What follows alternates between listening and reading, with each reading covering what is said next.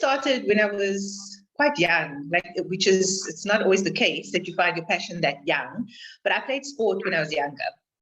So I think it was actually one of my first injuries that I had as a provincial softball player. And I ended up going to a physio and having to get rehab and finding out, that's how I kind of found out about the profession, because I was a patient. And ever since then, I was like, this is what I want to do, because I was kind of leaning towards medicine, but I was in sport as well. I played sport. A lot of my friendships were through sport. So I had the love for sport as well. And ever since then, I was like, that's what I want to do. I didn't know I was going to end up doing it, but I always knew that when I finished high school, I was like, I'm applying for that. That wasn't even a thought process around it. I knew from then, okay, cool. I want to be in sport. I want to work in a healing environment, in a medical space. So that was the perfect combination of the two for me.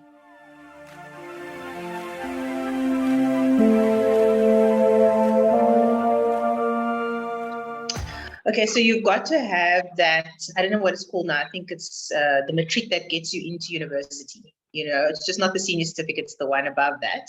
So that's the first thing. And then it's always a plus to have physics and biology, because a large part of what you do in your first and second year is human anatomy. So to have that as a foundation really does help you.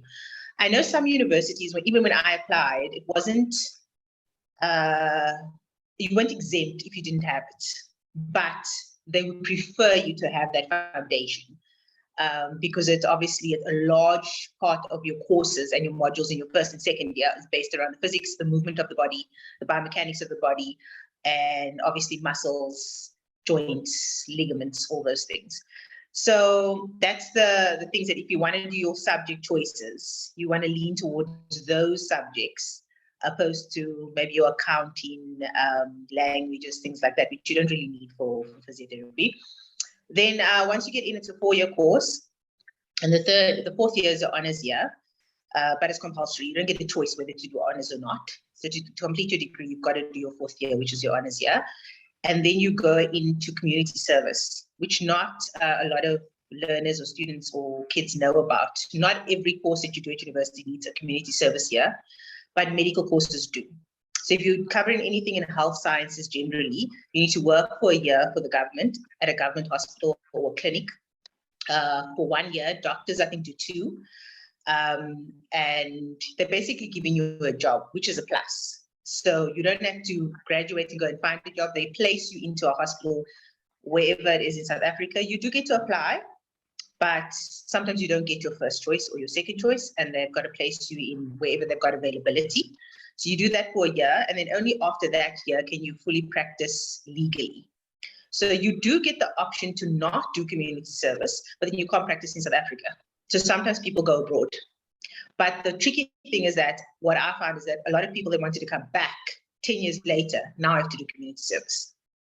So I suggest and advise for everyone to rather get it out of the way, so that you know that whatever options you have or plans, you can choose. You're not restricted because you didn't have or haven't done your community service.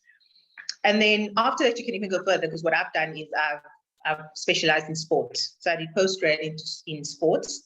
So it's just like medicine, where you can specialize in whichever field you want to work in. You can work in ICU, you can work in neurology, sport, pediatrics. You can choose where you find your feet or where you find your passion. And that's what a lot of people do, because when you're at university, you've got to do everything. So they teach you everything, you do all modules, you work at hospitals, doing your practical in all different departments and fields.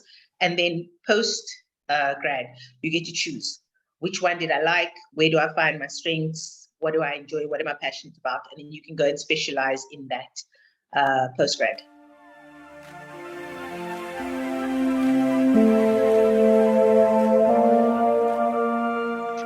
So for me, in private practice, it had a huge impact, and I had to literally shift my whole business model around, because where I was based was in corporate wellness. So because everyone started working from home, there wasn't any people coming in and out of the wellness center. So what I did was I decided to offer a home-based service. to the current clients that I had, and to anyone else who needed it.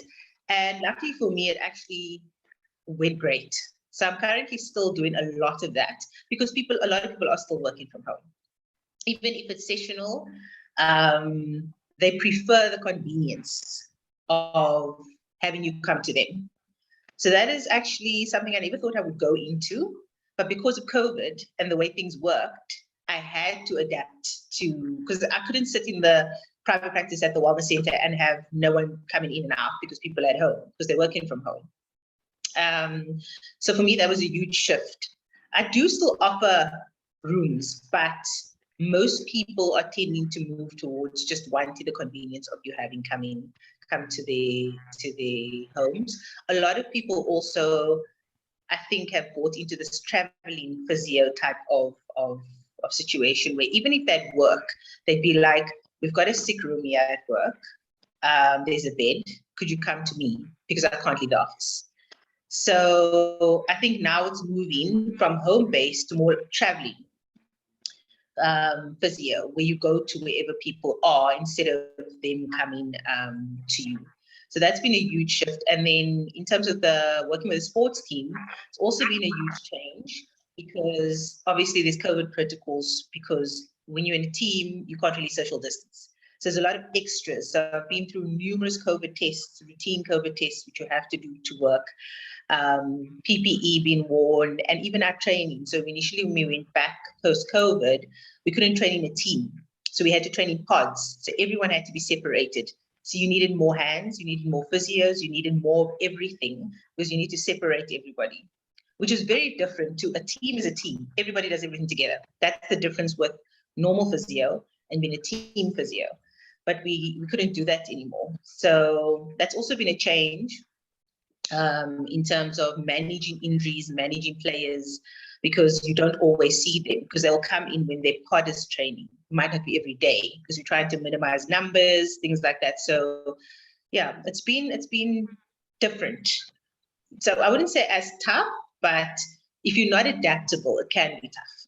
So I think with COVID, I think that's taught us in terms of career to be very adaptable where we need to be.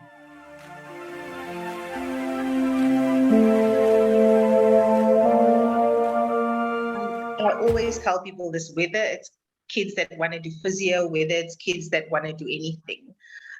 Even my sisters, my siblings, I always say to them, get as much experience as you can before you even graduate. So I worked as a student physio for a soccer club. I think I got paid like what my petrol to get there, like, which was nothing. But I did it. And I built up my CV from the time I was studying. I just did voluntary things. I was like, okay, there's a soccer team here. Oh, they're looking for a student physio. I would never say no to gaining experience as an undergrad. Because I think a lot of the biggest mistake the youth makes is that they want to be paid for everything when they haven't even had the full qualifications or experience or skills as yet. And I always say, yes, it's not great. It's your time.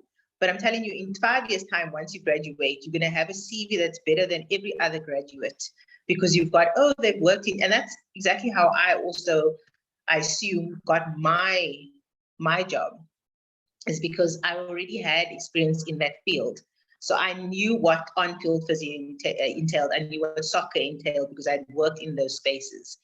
So gain as much experience as you can, because what they don't teach you in the textbooks and at university is how you need to be part of an multidisciplinary team. So whether you work in a hospital, a clinic, a sports team, even in private practice, you're going to need to refer to someone else. It's either the surgeon that did the surgery on the knee that's referring to you, and you've got to make sure that you've got a relationship there.